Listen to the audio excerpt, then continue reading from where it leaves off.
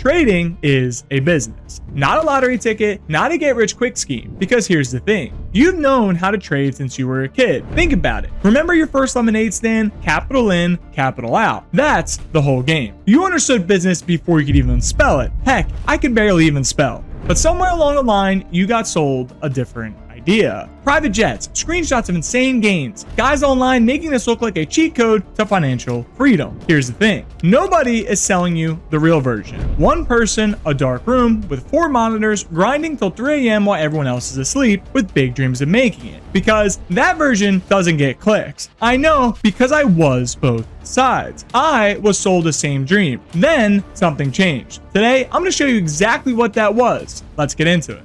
Trading is a business. Let me explain. Trading is no different than running a lemonade stand. You're going to spend money to make money. You're going to buy the sugar, so we'll put shug. You need the lemons to make the lemonade, and you need some cups. Okay, so maybe a cups and maybe a stand if you're really, advanced in your career. So sugar, lemonade, cups, and a stand. So what you're going to do is you're going to spend this money in hopes that customers come and give you money for a cup of lemonade. So let's say you sell 100 cups at $1. You now make $100. What you're going to do is minus out your expenses. And let's say you spend, $50 on lemons and sugar. Well, now you profited $50. And the thing is trading's the same way. You're going to spend money. Okay. Let's say you put $1,000 into a trade and it goes up 20%. Well, you just pocketed $200 in profit. And let's say that you have a bad month during your lemonade stand. It's super rainy outside. So you spend all this money.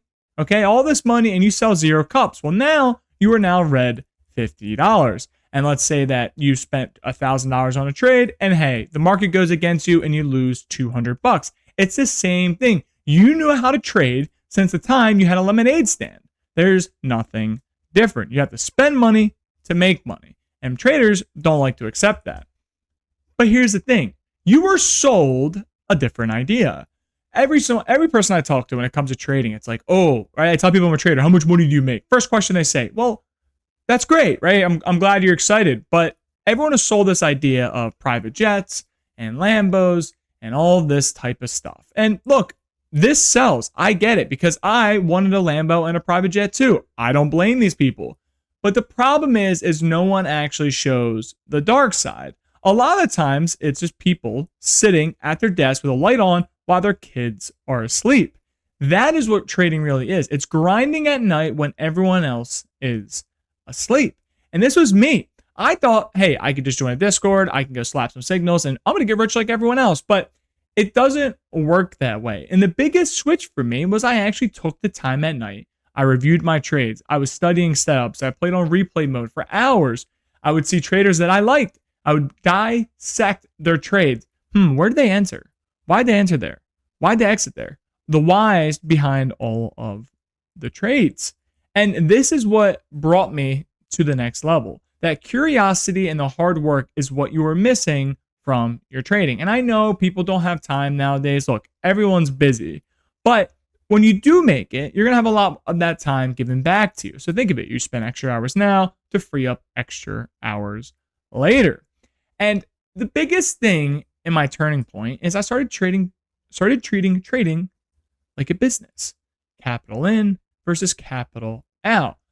I developed patience. I wanted to find the best possible setup, not just yeet my money everywhere and do money spreads like I'm on Instagram. No, I wanted to hit the best entry and get the best exit. So I was very patient with my trades versus before I just wanted to get in and feel some sort of action. And hey, look, there's nothing wrong with getting a little bit of action. If that's what you want to do, you want to gamble a little bit, hey. But my goals were to retire my mom. My goals were to quit my job. My goals were to sustain myself. I had very serious, big ambitions. That's not going to happen if I start treating everything like a gamble. I respected my capital. Look, you work 40 hours a week, and let's say you make $1,000, okay? Why are you going to come into your trading account, bet $5K on a trade, and then rinse $1,000? You just rinsed 40 hours of your life at the high of day because you thought it was going to turn into more money. No, you need to respect your capital. The only way your account grows is if you respect the money that's in there. If you don't respect it and you disrespect it, that is how you lose money.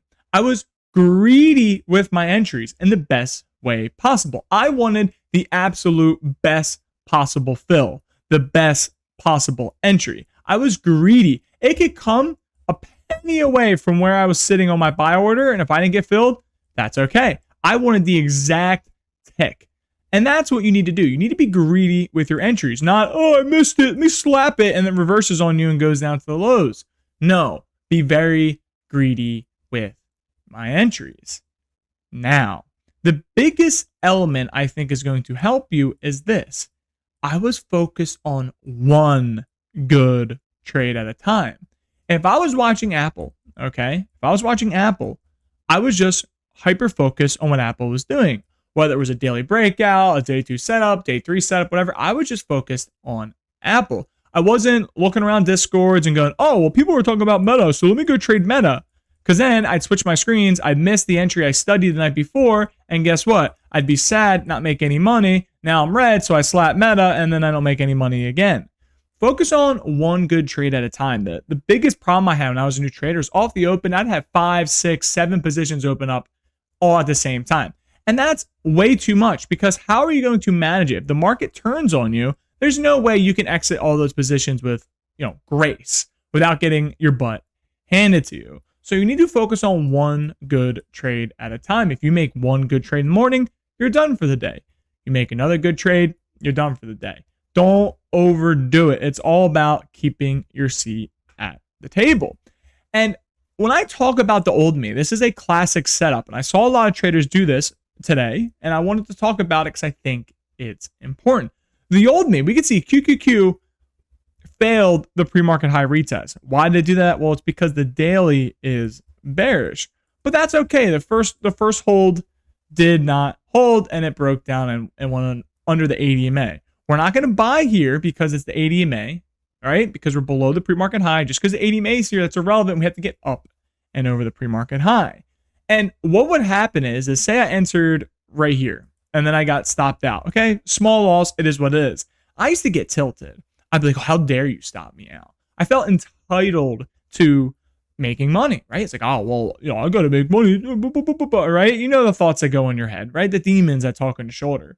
And what happened is this.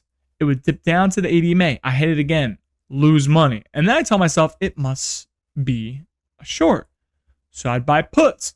What would happen? You already know. We'd rip all the way up and I'd stop out again. And then, okay, well, now I'm mega red. Let's say I'm down $1,000, right, on the day. So what I would do is I would, oh my God, we're breaking the pre-market high.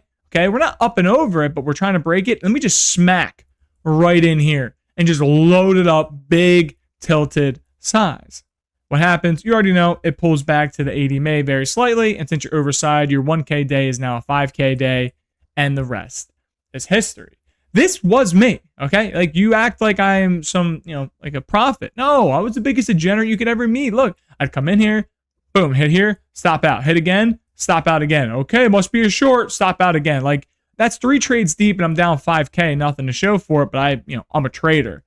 That's not really how this works, because the business version of me that understands what my capital can do for me, the, let's say, investments you can make into your trading, right? All those things. Right? You buy a couple dips, you're allocating your risk appropriately, you're following the trend, you're sticking to the system, you're patient.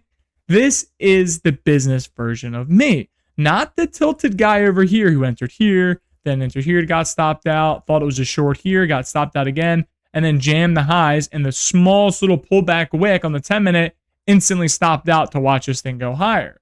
That is not the business version of me. So what we're going to do is I'm going to hop over to the charts and I'm going to explain to you step by step of the entry here and of the thought process. I'll see you there. Welcome to the chart. So we can see we have the ADMA here, and then we have the LE levels light script, which will mark the previous day highs and all of our levels for us. So let's just break this down candle by candle. We can see QQQ gapped down. Okay, so this means that gap down rules apply, but I'm not going to cover this today. And look, we break the pre-market lows. That's great, okay? We're breaking the pre-market lows, but what we want to see is we want to see a retest and reject of the pre-market lows in order for us to confirm our bear bias. And what happens? we go a little bit lower, and then we come up and we immediately break through that level. Notice there's no rejection here. Okay, there's no rejection. There's no top wicks. There's no sellers. Okay, so that means it is not a short. Now, I played this gap down rules, but I'm going to talk about the bread and butter setup of today of how you can capitalize on it, because the gap down rules are a little bit more advanced. So look, we start ripping and then we break the pre-market high. Okay, so we go from here to up here. That's great. A lot of traders, they miss this move. That's okay, because trending stocks offer multiple entries. Now, what we want to see is us to get up and over this pre-market high. So I mean, we want to see something like this. Okay, so up and over, retest, hold, and break higher. That's what we want to see. We don't want to see it get kind of wonky, okay? Because it's going to get wonky on its first tap, right? But we don't want to see it reject and come back down, okay? Because that would be a red flag. But a lot of traders, they look at this on a micro time frame. So I switched to like a 3-minute, right? They see it's holding the pre-market high. But what they don't see is on the 10-minute, it's a giant doji candle. So this is not a good entry on a 3-minute. And what happened? Well, you already know what happened.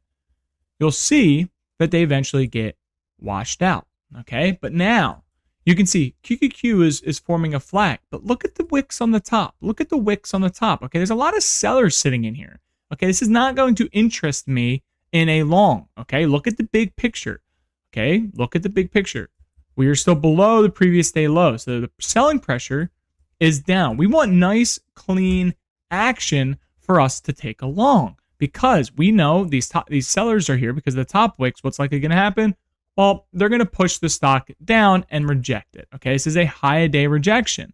So when a stock hits the high a day, traders take profits, and then what's going to happen? We normally pull back. But in this case, because this is not a take profit, this is traders adding more shorts, we got below the pre-market high. That's okay. We are not going to buy these ADMA dips here. We're not, because it's not above the pre-market high. Okay, LE model. Now, what usually happens in these type of situations is we're either going to retest it, the pre-market high from underneath, to confirm the bearish trend to go down, or we are going to reclaim it. So let's see what happened. You could see we didn't get the retest of the pre-market high really, but look, we're holding a base and we're starting to curl. Now, if you remember, we had the guy who chased up here, the guy who's all tilted because he stopped out here, this guy who bought off the ADMA because he doesn't realize that it's levels first and EMAs, and then he got stopped out here, right? He's really, really upset because he doesn't understand the big picture of what's happening. The big picture of what's happening is the market gap down. So the higher time frames are bearish, okay? The higher time frames are bearish, so you need some sort of trap. You need to trap someone in order to send this higher. And you can see, this broke down. You have traders coming in here and shorting it, but look at the bottom wicks. So we have buyers here, and we have sellers up here. So let's see what happens. Let's look at the price action as it goes. Okay, so we retested that pre-market high. Okay, this is not a signal for us to come in here and long this. Okay, we're not smacking this at the high. Okay, remember, we want to get up and over. Okay, I mean over, retest, hold, and go. That is our confirmation of a bull trend. So let's see what happens. Look, we break through. Okay, we break through these sellers. So these sellers are no longer existent, and these buyers down here are winning the game. So now we finally get up and over. Okay, this is what we were talking about earlier. Look at this. Clearly up and over. Okay, and it's a large candle right to the high of the day. If you remember previously, the high of the day test here had a large pullback. So if this pullback holds the pre-market high, it's going to confirm that the trend is bullish. And you can see, look, it holds it, and we start to flag out. See, we're starting to consolidate here. We're not breaking lower. So what you want to do is you want to enter off the ADMA. So here's your ADMA dip here. Here's your ADMA dip down here. Okay, what you don't want to do is hammer this at the highs, because if you're wrong and you chase, well, it's going to retrace and you're going to get BAGGED'd. So what I was doing here is I was adding the pullbacks to the ADMA, and you can see we eventually got the pop up to the highs. This is the difference between a trader who treats things like a business versus someone who just wants to gamble. This is the gambler over here. He's getting frustrated. He's going on tilt. Me, I know if it's going to really break out and make a clear move and fill this overnight gap fill, what's going to happen? Well, the pullbacks are going to hold. So I wait for the pullback to hold. How do I know it's going to hold? Someone's going to ask me that in the comments, and I'm going to address it right here. Look at the wicks. The wicks agree with my bias. So I think I bought like 50 or so contracts here, and I made like 6 or 7K off this. So it's on my Twitter if you want to go look at the profit and loss. But that is the difference, okay? The gambler trader, right? Frustrated they missed this move. Okay, look at the FOMO that is in this move. Look at the FOMO. Okay, but what they don't realize is the larger time frame is bearish here. Okay, it's bearish. Look at it. Bearish. Comes up, pops, tweezer top, rejects. You always want to look at the higher time frame until someone gets trapped. And what happened here? These sellers got trapped and they turned into buyers against the ADMA. That's pretty saucy right there. Write that down. But that's what I did. I just bought these dips at ADMA. I'm not freaking out because we already rejected it once. Okay, so here's a rejection level. And look, we're holding the rejection level. See, we're holding the rejection level. That is the key. You ride it up, previous day low is your target, and then what's likely going to happen, we hit the previous day low, we're going to fade into the afternoon. And sure enough, that is exactly what we're doing as I'm recording this. So we hit the target. We're about 10 cents away from the target. We fill the overnight gap, and then we fade it into the afternoon. You need to understand how to read price action. It takes a lot of time and practice, but I'm hopeful that this will at least get you started in the right direction. When I was a new trader, I was the guy coming in here, hammering this shit, going on tilt, thinking it's a short down here, and then hammering the pre-market high breakout, trying to front run it, immediately pulls back, stops me out, right? That was me. But now, you don't want to put my money there. I don't want to be putting my capital at risk of a rejection. Okay, I want to put my capital at risk of a possible small stop out, but overall probability says that we're likely going to go higher. Hopefully you learned something. Let's head back to the classroom. One thing I want to leave you with is this. You work hard for your money. I know a couple guys that I trade with in a Discord. They work construction. You got guys that work in the warehouse. We have teachers, nurses, doctors, lawyers. We have retirees. We have everything you could imagine. These people, including myself, work extremely hard for what they have. The question I'm going to leave you with is, well, why doesn't your trading reflect that? And before I go, you can learn my system for free, link down below, where you can scan the QR code on screen. Live trading. I'm active in chat all the time. We did a giveaway today because some guy told me he literally pinged me about the setup we just went over. And, we did a little giveaway. Look, it's a great community. A lot of people are there to help you. I'm telling you, there's the last Discord you'll ever need. It's literally free, okay? It costs you nothing to join. And hey, you sign up and you stay for 30 days, I'll send you my weekly watch list every Sunday. Other than that, peace.